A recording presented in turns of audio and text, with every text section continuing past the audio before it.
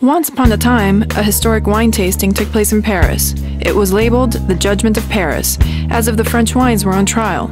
For this event on May of 1976, first-class French wines were assembled to compete with American wines in the blind tasting. Against all odds, American wines came out victorious.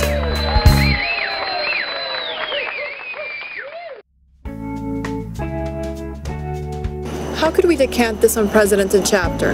You just can't taste opposite wine styles side by side to measure quality. We all know about the finesse that distinguishes French wines, but we can't forget the American wine's vibrant character, which makes them unique and exquisite. Well, did the wine experts actually know this?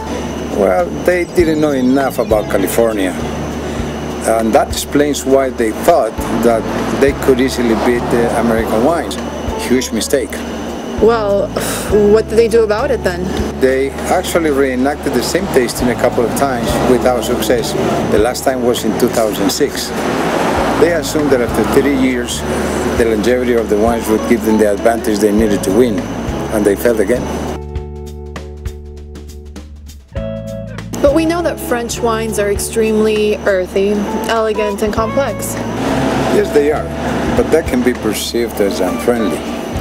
At the same time, even an average red wine from California can be rich, ripe, full body. Maybe not as elegant, but very intense and delicious, even when young. You can call that friendly. Well, what are the variables at play? Style, expressiveness, perhaps quality? All of them. But quality is something very difficult to assess within that format. Well, the French must be wondering what's wrong with their wines now. Absolutely, but the truth is, American and French wines cannot be compared.